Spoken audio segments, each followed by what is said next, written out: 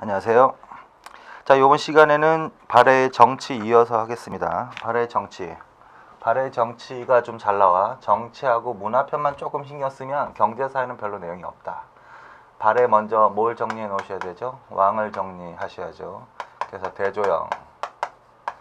네 사람만 정리해 놓으시면 된다. 대무예, 대무예. 그 다음에 대흠무. 그 다음에 대인수. 자, 그래서 8세기야. 8세기, 그 다음에 9세기, 이렇게 전성기. 그래서 내왕 정리하시고. 그 다음에 통치체제 하는 거죠. 통치체제. 통치체제. 중앙통치체제는 무엇을 기본으로 하고 있다? 삼성, 육부제. 그래서 이거 정리해 놓으시고. 기타 관청 등. 이게 제일 중요하다. 삼성, 육부제. 그림, 머릿속으로 그림을 그려 놓으세요. 그 다음에 이제 지방통치체제 하실 차례죠. 지방통치체제. 이렇게. 지방통치체제는 이거야. 결론은 오경 15부 62주 이거. 그래서 오경 15부 62주 요걸 이제 설명을 잘 하시면 된다. 자, 요건 어느 때 완성된다? 대인수. 조심하셔야 된다 이거 이제 대흠무로 잘 나온단 말이야. 아니라고. 대인수 때 완성이 됩니다. 그 다음에 하나씩 설명을 하시면 되죠, 이제. 자, 174쪽. 양가로 2번, 거기 봅시다, 먼저. 오경. 자, 오경이라는 게 있었던 나라. 어쨌든, 발해는 오경이 있었습니다. 수도야, 수도. 5군데지, 뭐, 5군데. 그래서, 동쪽에 있어, 동경. 서쪽에 있어, 서경. 남쪽에 있어, 남경. 중간에 있어, 중경. 위에 있어 상경, 그래서 동서남중상 이렇게 읽어버릇하세요. 동서남중상. 그런데 최종적인 수도는 어디다? 상경이다. 그거. 자, 그리고 이 상경에서 발견된 도로가 하나가 나와. 주작대로. 그거 반드시 줄쳐놓으세요. 주작대로. 그래서 발해의 수도는 5개인데 뭐 최종적으로는 상경이라고 합니다. 그래서 상경을 포함한 오경이라는 제도가 있었습니다. 그런데 이 상경, 수도인 상경에서 뭐가 발견됐다고? 주작대로가 발견됐습니다. 자, 이거는 어디에 영향을 받았습니다? 당나라의 영향을 받은 거야. 당의 장안성을 모방해서 주작대로가 발견됐습니다. 이거 반드시 기억하시고. 그 다음에 교과서에 나와 있는 그 발해 수도, 발해 상경 용천부의 평면도 있죠? 그거 기억하시면 돼. 그게 이제 발해를 물어볼 때 나올 수 있는 지도이기도 해. 자, 그래서 거기까지. 자, 그 다음에 15부 62주와 현 있죠? 양가로 3번. 자, 15부 62주, 그 다음에 그 밑에 현이 있는 거야, 현. 그 안에 또 말단 행정단위로 현이 있고, 그 다음에 그 안에 또 말단 행정단위로, 그보다 더 아래 촌락이 있습니다. 촌락, 이렇게. 그래서 일반 행정구역은 부주현, 이런 식으로 하는 거야. 부주현, 맨 마지막에 촌락. 그리고 발해도 당연히 중앙에서 지방관을 파견해서 통치하였습니다. 도독, 자사, 현승. 그렇게 딱 줄쳐놓으세요. 도독, 자사, 현승. 그래서 15부에는 도독, 주에는 자사, 그 다음에 현에는 현승. 자, 그래서 요게 바로 어떤 명칭들이다? 발해의 지방관의 명칭들이다. 부, 주, 현, 이런 식으로 반드시. 그 다음에 이제 말단 행정단위인 촌락에 대해서. 여기는 가장 말단 행정단위인데 여기는 지방관이 파견되지 못했다고 하셔야 됩니다. 따라서 발해도 통일신라와 마찬가지야. 모든 지역에 지방관을 파견하지는 못했습니다. 가장 말단 행정단위인 촌락은 토착수령으로 하여금 다스리게 했습니다. 토착수령. 그냥 수령이라도 되고 토착수령이라도 되고 촌장이라고도 합니다. 촌장. 그런데 이 촌장, 토착수령은 중앙에서 파견된 이러면 안 된다는 소리지. 그 토착세력이라는 거죠. 자, 그래서 대충 이런 식의 설명이야. 자, 그래서 지방통치조직은 오경, 15부, 62주. 대인수 때 완성, 외우시고. 그 다음에 수도가 5군데, 최종적으로는 상경이다. 그래서 상경을 포함한 오경. 그리고 상경에서 뭐 발견? 주작대로 발견. 이건 당의 장안성, 당의 수도인 장안성을 모방한 것이다.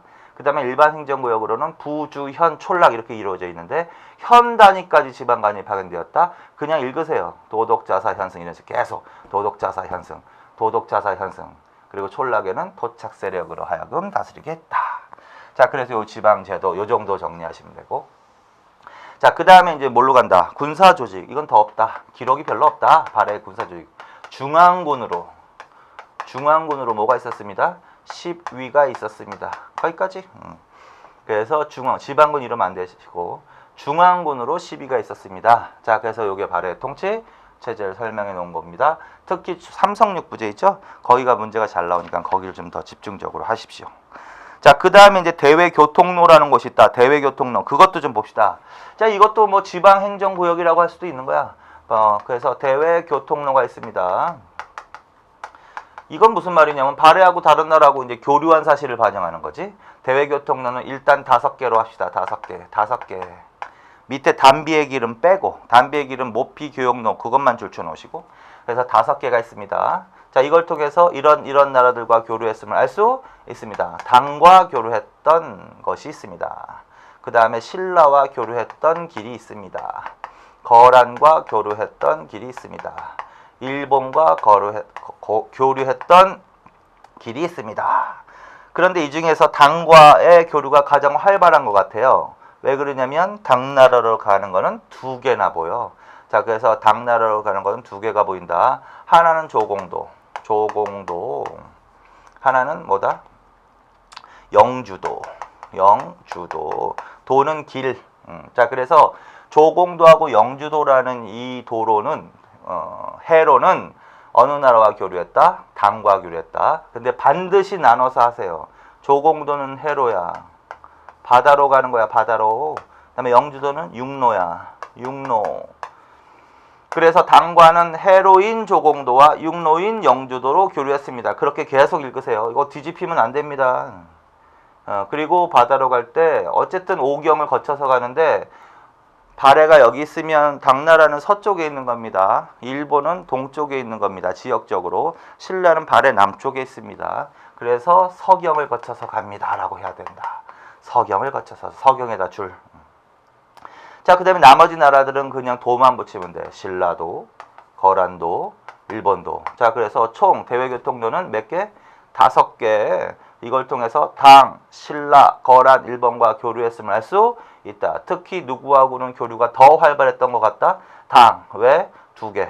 그래서 해로인, 조공도, 육로인, 영주도. 어디를 거쳐서 간다? 서경. 자, 그럼 신라는 어디를 거쳐서 간다? 그것도 동그라미 쳐놓으세요.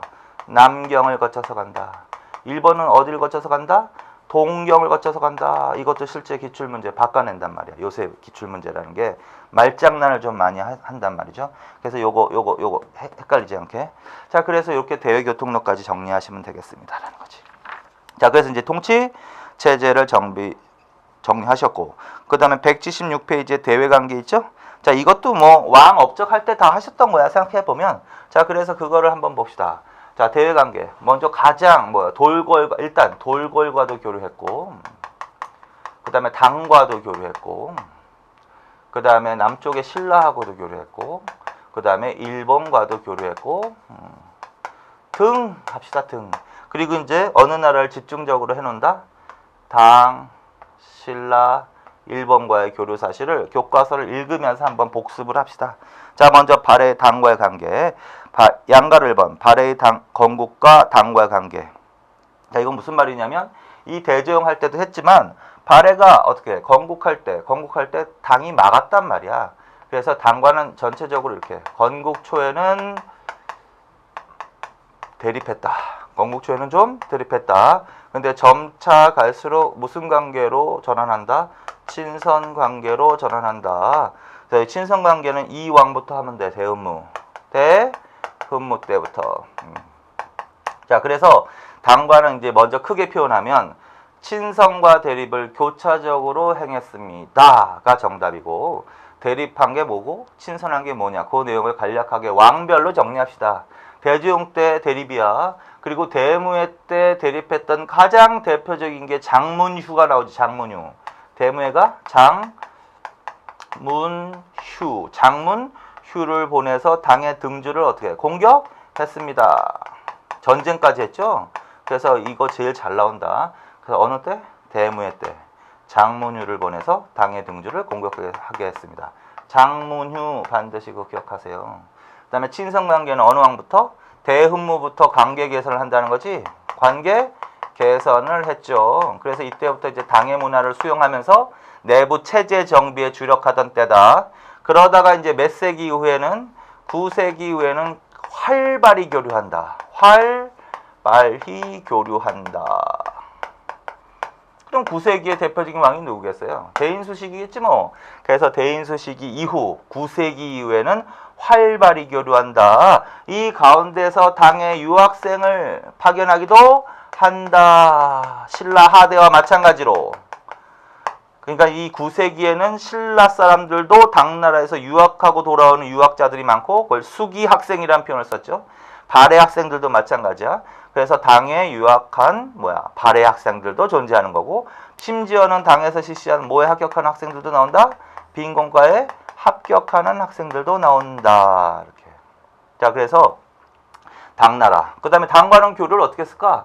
그걸 응용한다면 당과는 해로와 육로를 통해서 교류를 했겠지. 그래서 해로인 조공도하고 육로인 영주를 통해서 교류하였습니다. 그래서 그거 그렇게 정리하시면 된다.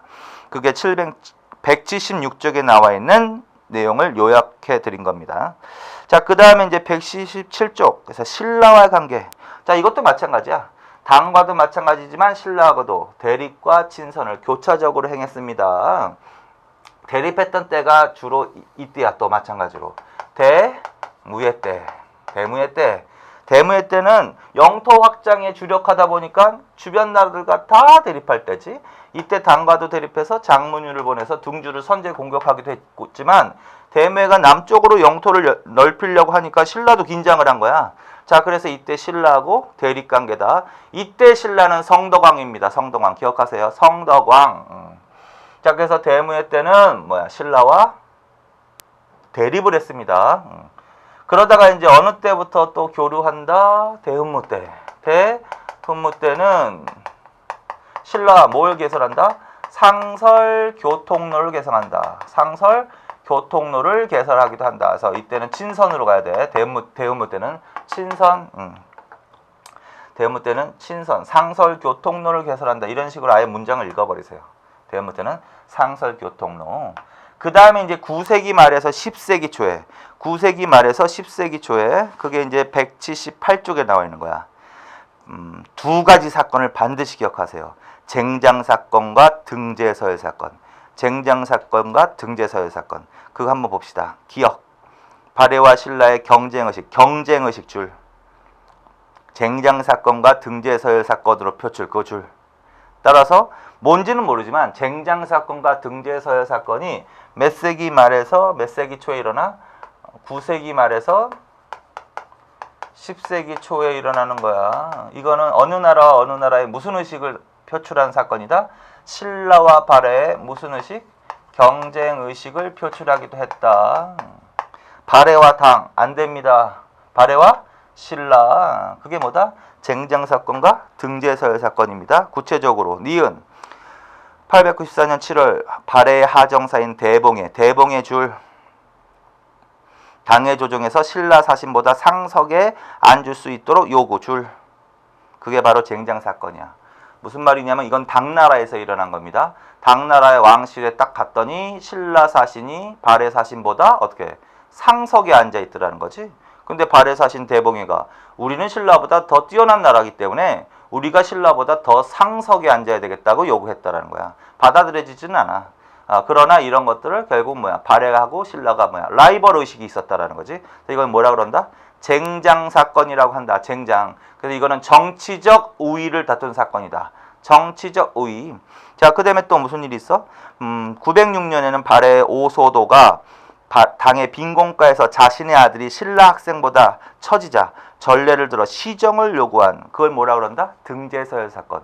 거기다 쓰세요. 그냥 빈곤과 석차순이라고.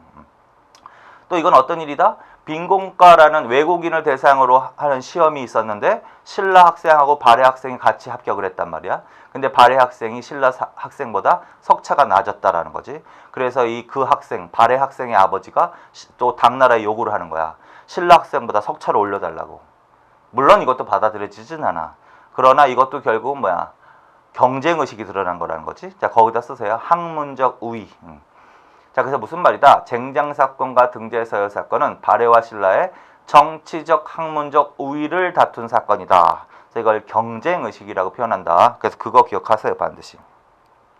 자, 그래서 이제 신라와 관계를 했고, 자, 그 다음에 이제 일본과의 관계를 합시다. 자, 일본과의 관계는 어느 왕 때부터 시작이 됩니다. 일본과의 관계는 어느 왕 때부터 시작이 될까? 기억나십니까? 자, 대무해부터 합니다. 대무해에서 대무해 때부터 교류합니다. 교류. 그리고 이 나라는 전체적으로 교류야, 교류. 대립보다는 전체적으로는 교류야, 교류. 이렇게. 왜 그랬을까? 신라가 발해와 일본이 교류한 이유는 일본을 남쪽의 신라를 견제하기 위해서, 남쪽의 신라를 견제할 목적으로. 그런데 이제 그 이후에 대흠무도 교류하고 대인수도 교류하고 뭐 이런 식으로 가는 거야. 전체적으로 교류 이렇게. 그런데 이제 교류도 교류지만 여기에서 굉장히 중요한 사실이 있다. 그래서 이거 무슨 말이냐? 이 발해는 이 일본과의 교류를 통해서 어느 나라 계승의식을 표출했다. 고구려 계승의식을 표출했다. 반드시 알아두셔야 될 거야. 발해는 고구려를 계승한 국가인데 심지어 발해의 왕들조차도 고구려 계승의식을 드러냈단 말이야. 그래서 고구려 계승의식, 심지어는 황제국임을 표하기도 했다. 황제국은 천손의식과 관련이 있어. 천손의식. 자, 그래서 특히 발해와 일본과의 교류는 요 사실을 항상 기억해야 돼. 특히 어느 나라와의 교류를 통해서, 일본과의 교류를 통해서 발해는 고구려 계승의식과 황제국임을 표방하기도 했습니다. 자, 그래서 그걸 반드시 좀 알아두십시오. 일단은. 근데 이제 구체적으로 나오면 좀 그러니까, 자, 178쪽에 양가로 2번에 거기 고구려 계승의식 표출 있죠? 거기 보시면 무왕 때 일단 줄쳐놓고, 무왕이 이제 대무예라는 거지. 그때 처음으로 뭘 수립했다? 국교 수립. 그거 줄쳐놓으시고, 그 다음에 니은, 그거 다 줄쳐놓으세요. 고려의 옛 땅을 수복하고 부여의 풍습을 지니고 있다. 한자까지. 자, 이 내용이 나오면 무조건 왕이 누구다? 대무예야. 그러니까 고구려 계승의식을 표출한 거는 발해의 공통이야. 그런데 구체적으로 어떤 표현이 나오냐에 따라서 왕이 달라지거든. 그래서 왕을 물어볼 때, 자, 그래서 우리나라는 지금 국서 내용 중에, 일본에 보낸 국서 내용 중에 이런 내용이 있는 거야. 우리나라는 옛 고구려의 땅을 차지하고 있고 부여의 풍습을 지니고 있다. 이게 뭘 의미한다? 이게 바로 고구려 계승의식, 심지어는 부여 계승의식까지 표출했다고 볼 수 있지. 그 다음에 나라 이름이 발해인데 발해라 이렇게 안 하고 고려국 이렇게 표현하기도 했다라는 거죠. 그게 뭘 의미하느냐? 부여 고구려 계승의식을 표출했다. 근데 구체적으로 이렇게 표현하면 누구로 가야 된다? 대무예로 가셔야 됩니다. 그래서 그거 기억하시고. 자, 그 다음에 문항, 동그라미 원 문항줄. 그 다음에 두 번째 있죠? 자신을 뭐라고 표현했어? 고려국왕줄. 고려국왕줄. 그리고 거기다 또 써놓으세요. 이거는 이제 그 발해 왕들 업적하는 데 나와 있거든? 자, 대흠문은 고려국왕이라고도 표현했지만 천손의식을 드러냈다. 천손의식 그거 써놓고, 천손 이거는 무슨 국이다? 황제국이다라는 표현이야. 그리고 일본과 발해의 관계를 이런 식으로 표현해놨어. 장인과 사위국이라고. 장인과 사위국이라고 쓰세요. 문항에다가. 자, 그래서 대흠무라는 사람은 자신을 고려국왕이라고 칭하면서 고구려 계승의식도 표출했지만 스스로를 어떻게 황제라고 표현했단 말이에서 천손 황제국임을 표출하기도 했다. 그리고 일본과 관계를 장인과, 물론 발해가 장인이겠지, 장인과 사위국, 대등하게 표현 안 했다는 얘기지. 장인과 사위국. 그래서 이런 문구가 나오면 누구로 간다? 대흠무로 갑니다. 자, 그래서 일반적으로 발해의 왕들은 고구려 계승의식이 있었습니다. 황제국임을 표방하기도 했습니다. 그러면 어느 왕이나 다 일단 맞는 거야, 발해의 사실로. 그런데 콕 집어서 두 왕 기억하세요. 옛 고구려 땅을 차지하고 있고 부의 풍습을 지니고 있다라는 문구가 나오면 바로 대무예로 가는 거야. 문제 풀어야 되니까 우리가. 자, 그 다음에 심지어는 천손의식, 황제국임을 표방했으며 장인과 사위국으로 관계를 표현했다. 그러면 대흠무로 가는 겁니다. 그래서 거기까지. 자, 그 다음에 이제 교류의 성격이 있다. 교류의 성격. 그래서 초기에는 대충 여기서 끊으면 돼. 초기에는 여기에는 군사적 성격이 강했다. 그래서 군인들, 무관을 주로 파견했다. 근데 8세기 후반부터 9세기 이후에는 경제적 성격이 강화된다. 그러면서 문관, 문인들이 다수 파견됐다. 그게 이제 179페이지에 나오는 교류의 성격에 대한 얘기야. 그렇게만 딱 정리하면 돼. 초기에는 군사적 목적, 무관을 파견하였으나 8세기 말 9세기에는 교류의 성격이 경제적 성격을 더 강조했다. 결국은 뭐야? 무역이겠죠, 뭐. 그 다음에 문관을 다수 파견했다. 그렇게만 딱. 자, 그래서 지금 뭘 하셨어요? 대외 관계를 하신 거죠. 그래서 주로 어느 나라를 집중적으로 해놔라? 세 나라. 당, 신라, 일본. 그리고 다시 한번 확인한다면 당은 해로인, 조공도, 육로인, 영주를 통해서 교류했다. 신라는 신라도겠죠. 일본은 일본도겠죠. 그리고 특히 이 나라와 관계에서는 고구려 계승의식을 표출했다. 그 주제가 나와야 된단 말이야. 자, 그래서 이런 식으로 정리를 하시면 된다라는 거지. 자, 그래서 외교관계 요 정도. 자, 그 다음 이제 멸망으로 갑시다. 자, 그래서 이제 698년이야. 698년 망한 다음에 이제 7세기 말이지. 그러다 이제 8세기를 거쳐서 9세기 때 이때가 전성기가 오는 거죠. 전성기. 그러다가 이제 10세기 초에 멸망한단 말이야. 멸망. 몇 년? 926년에. 이때가 이제 중국이 분열기야. 그걸 5대 10국이라고 한다. 5대 10국의 분열기. 당나라가 망한 때야, 이때. 그래서 10세기 초 전반 되니까 당나라가 망하고 따라서 중국이 또 혼란기가 온 거야. 그래서 이때는 5대 10국이라고 합니다. 그러면서 이제 혼란기 때 거란이라는 북방 유목민족이 이제 성장을 하는 거지. 그리고 이 거란이 결국은 뭐다? 발해를 멸망시킨다. 결론. 발해는 몇 년? 926년. 누구에 의해서? 거란에 의해서 멸망하였습니다. 그리고 그냥 멸망 이후에 사실 간략하게 정리 그냥. 자, 멸망 이후에 동단국이라는 게 설치되었습니다. 동단국. 이거는 거란이 설치한 거야. 거란. 발해를 통치하기 위해서. 그래서 동쪽의 거란국이란 뜻이다. 그 다음에 발해 유민들의 무슨 운동이 있었습니다? 당연히 부흥운동이 있었겠지. 발해 부흥운동. 그래서 그게 이제 180쪽에 나와 있는 거. 그래서 그 나라들 일단 다 줄쳐놓으세요. 후발해, 정한국, 그 다음에 흥료국, 대발해국 이거 줄쳐놓고 외울 필요는 없어. 자, 이런 나라들이 나오면 뭐야? 아, 이거 발해 유민들의 부흥운동이구나 라는 걸 좀 들으시면 되고, 그 다음에 그 중에서 하나 정도만 좀 기억하세요. 하나 정도. 뭐? 정한국. 정안국이란 나라는 발해 멸망 후 발해 유민들에 의해서 세워진 나라다. 발해 부흥운동과 관련이 있다. 이게 세워진 지역은 압록강 유역이야. 없으면 쓰세요. 압록강 유역에 정한국이 세워지기도 했다. 자, 그래서 이거 하나. 그 다음에 이제 부흥운동은 계속 되는 거고, 일부 발해 유민은 남쪽으로 남하한다고. 남하. 근데 이제 이때가 바로 이 한반도 상황을 보면 후삼국 시기거든. 후삼국.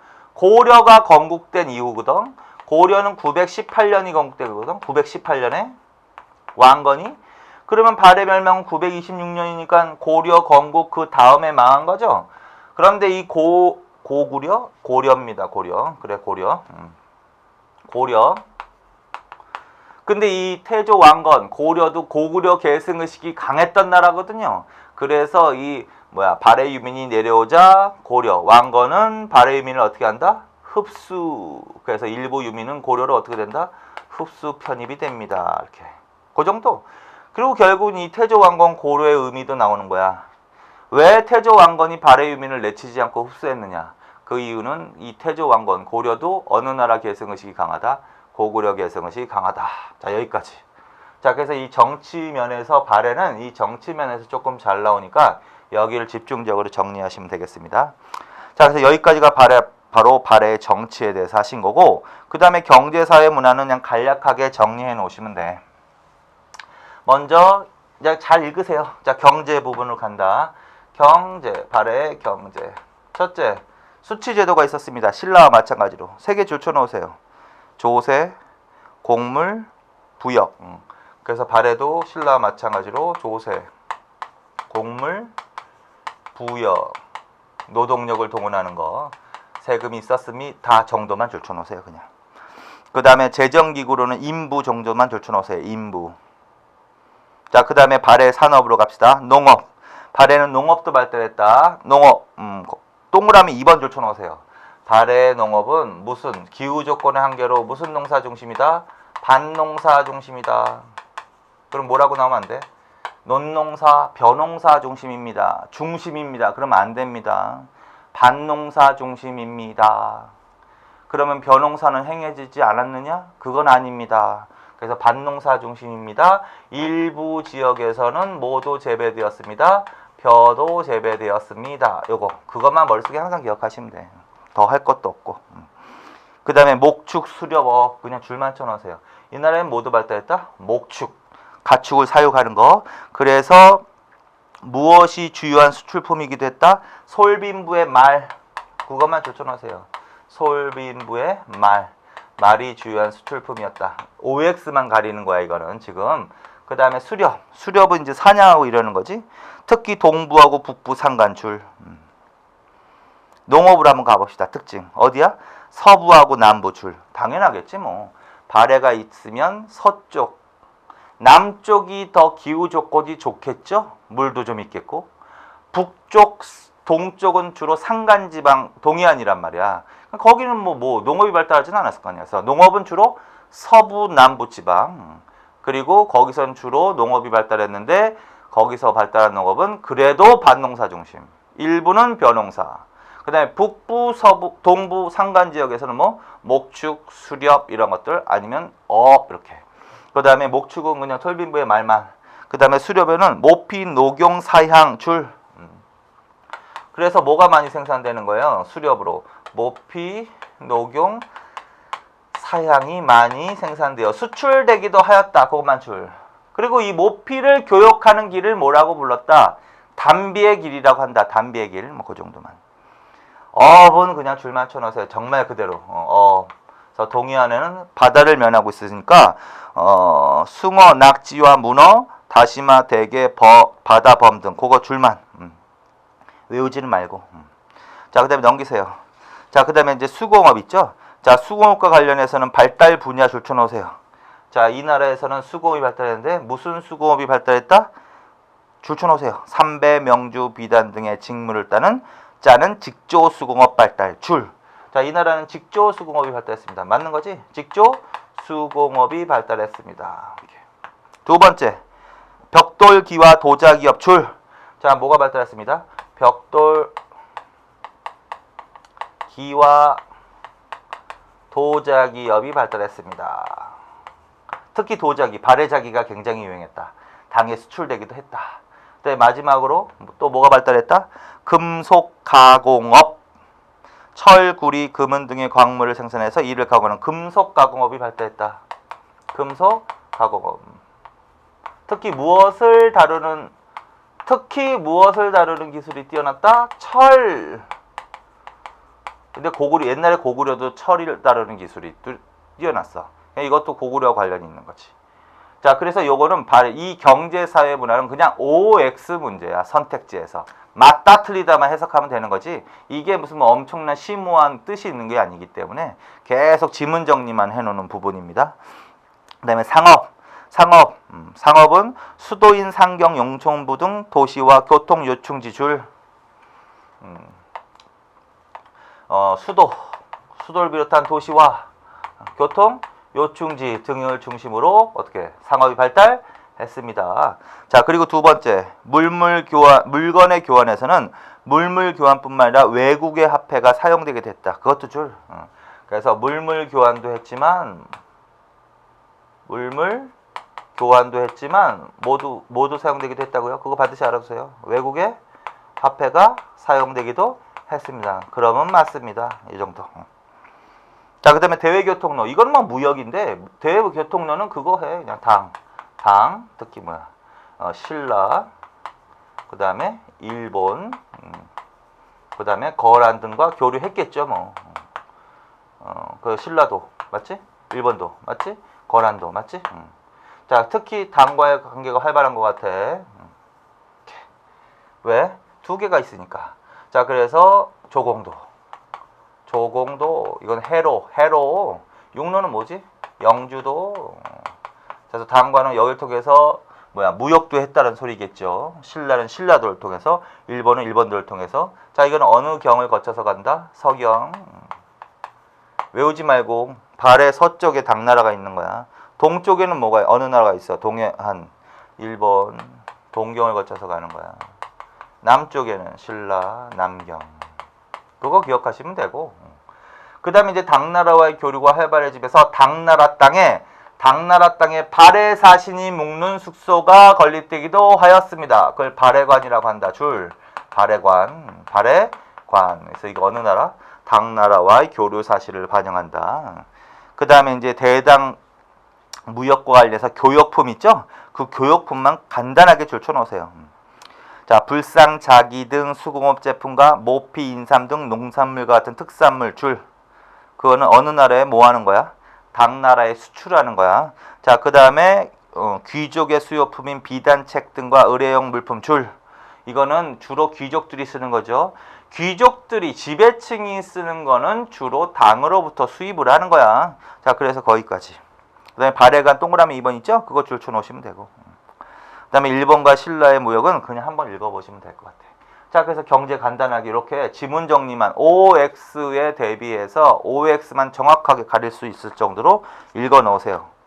자, 그 다음에 이제 184페이지로 갑시다. 184페이지는 발해 사회. 자, 이것도 별로 없다. 자, 발해 사회 구조. 그거 일단 기본적으로 정리. 발해 사회 구조.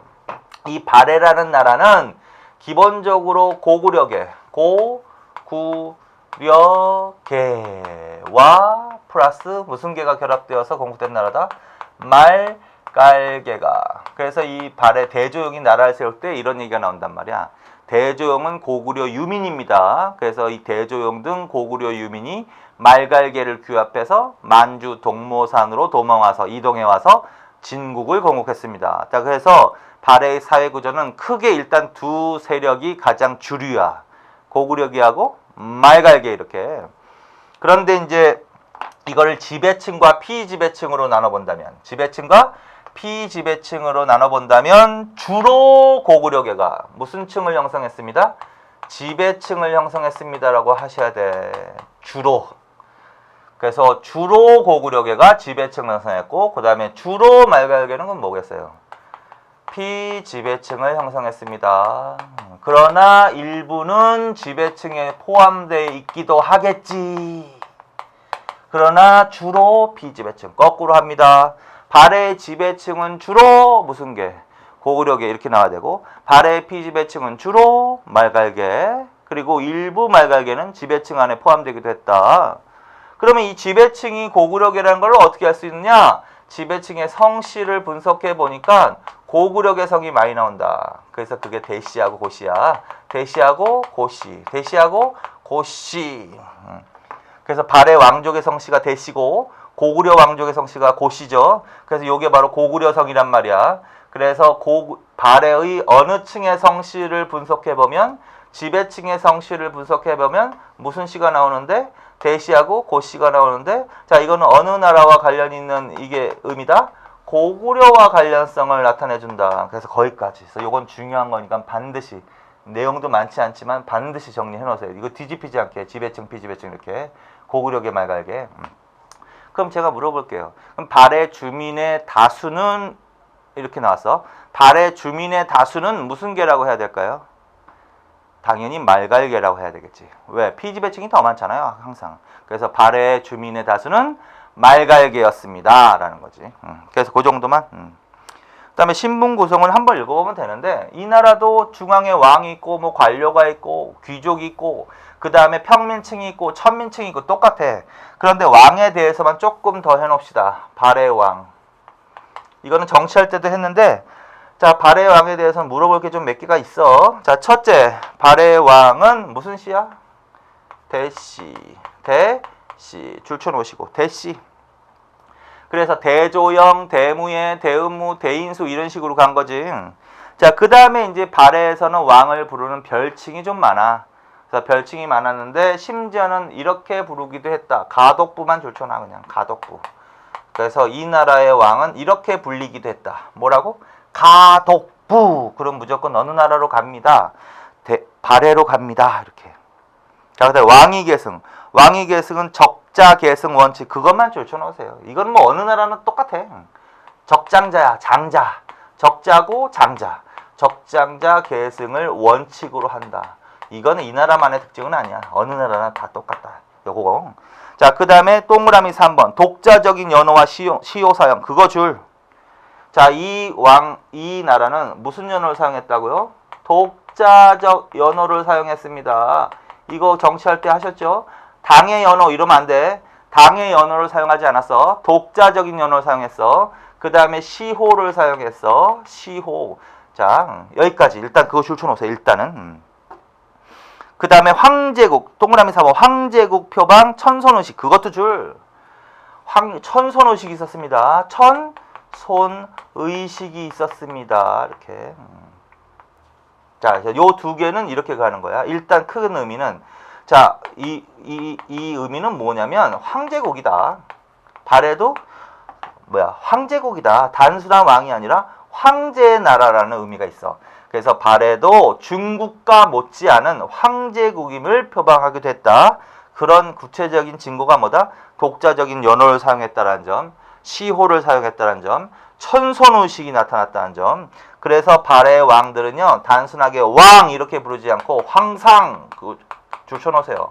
황상, 대왕, 성인 이런 식으로 불리기도 했단 말이야. 이게 다 황제들이 쓰는 용어거든. 자, 그래서 황상, 대왕, 성인 이렇게 불리기도 했습니다. 특히 황제국을 표방했다 할 때 어느 나라한테도 황제국을 표방하게 됐어? 일본. 좀 전에 하셨죠. 특히 누구? 대흠무. 문왕은 일본과 교류하면서 일본에 보낸 국서에서 무슨 의식을 드러냈다? 천손의식을 드러냈다. 그 다음에 일본과 발해 관계를 무슨 관계라고 표현했다? 장인과 사이국으로 표현했다. 그것도 다 이 황제국 표방과 관련이 있습니다라는 거야. 자, 그래서 동그라미 3번 줄쳐놓으셨죠?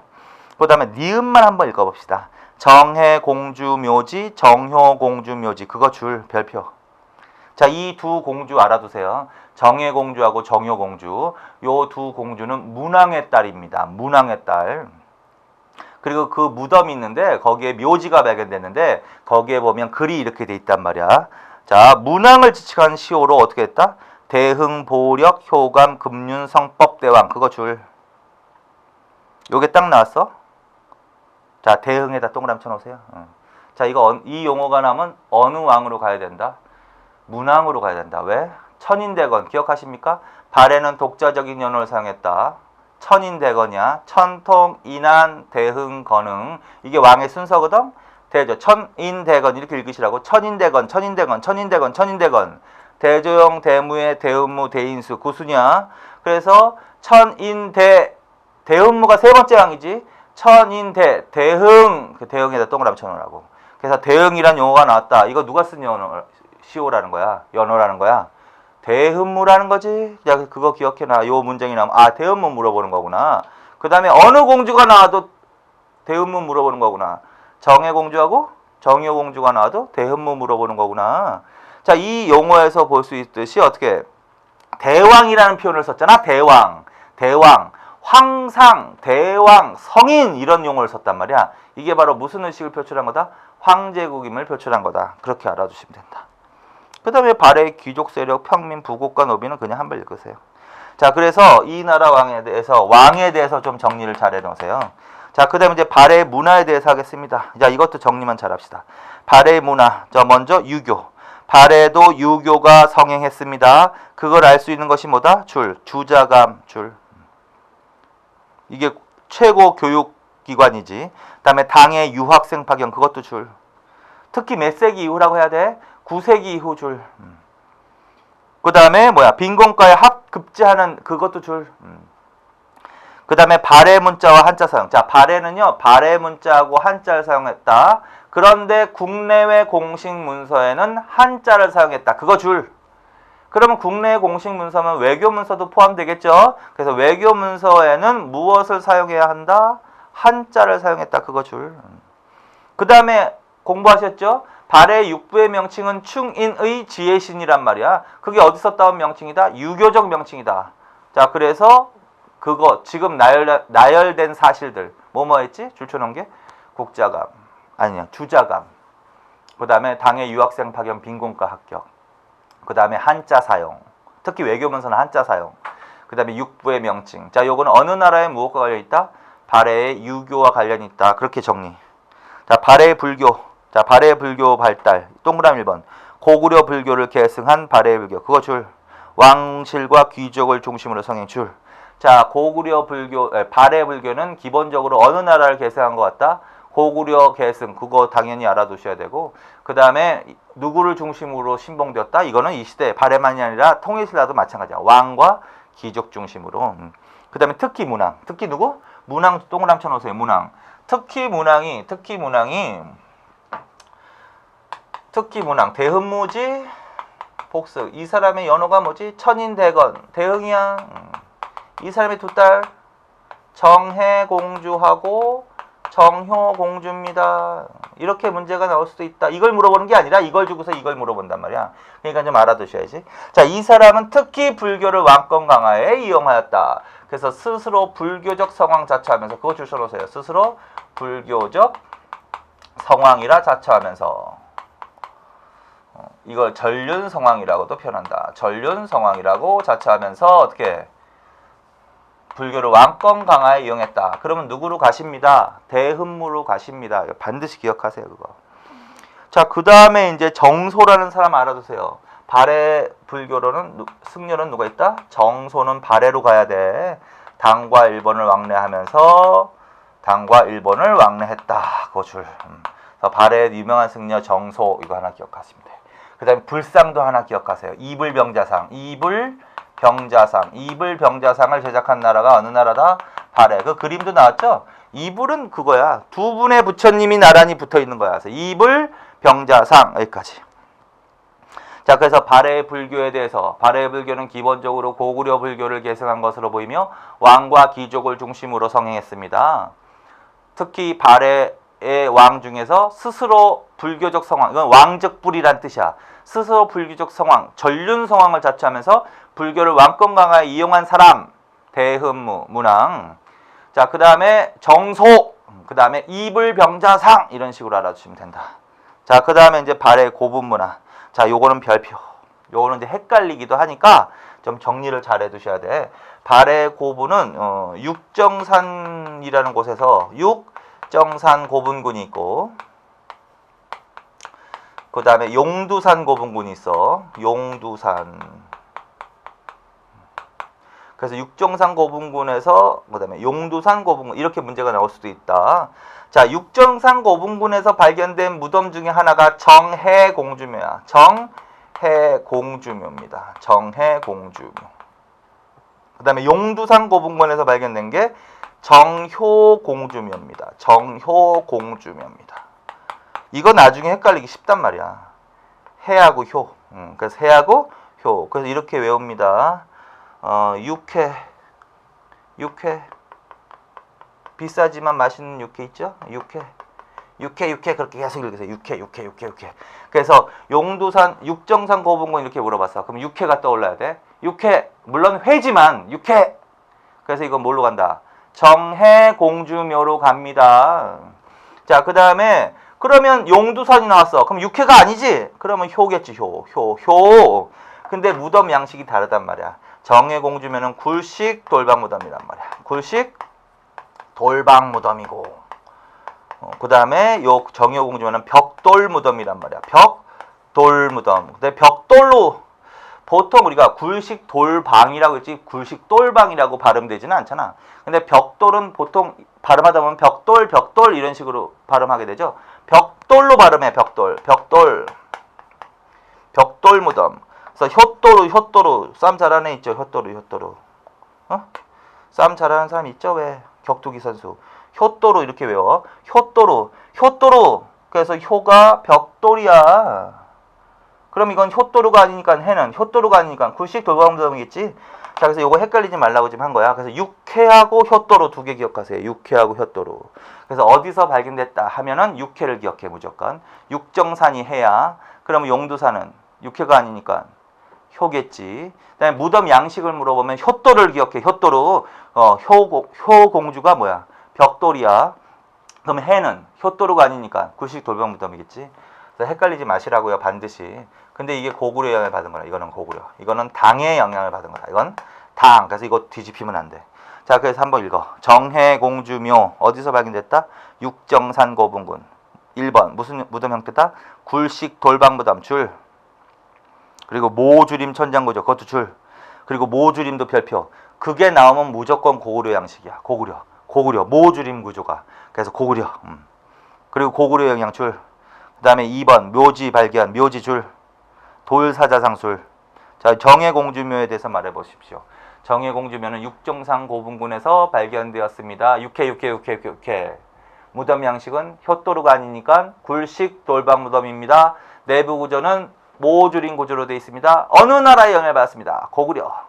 그리고 여기서는 뭐가 발견되기도 했습니다. 묘지와 돌사자상 이렇게. 자, 그다음에 정여공주묘 효 동그라미. 용두산 고분군에서 발견되었습니다. 당의 영향입니다. 줄. 벽돌 무덤입니다. 줄. 모주림 천장구조 줄. 그러니까 모주림 천장구조는 고구려의 영향을 받은 건데 이거는 두 무덤이 다 모주림 천장구조로 돼 있어. 그런데 뭐야? 당의 영향을 받은 것은 벽돌 무덤이라는 거야. 그러면 이곳에서는 묘지와 도교의 영향을 받은 벽화가 발견되었다. 묘지 그다음에 벽화 줄. 정리. 자, 정효공주묘에 대해서 말해 보십시오. 어디서 발견된 거야? 육회가 아니니까 용두산이겠지 뭐. 그다음에 무덤 형식은 효도루 그러니까 벽돌 무덤이겠지 뭐. 내부 구조는 그래서 벽돌 무덤은 당의 영향을 받은 거야. 그래서 이거부터 일단 가리고 내부 구조는 모주림 천장 구조. 그건 두 개 똑같아.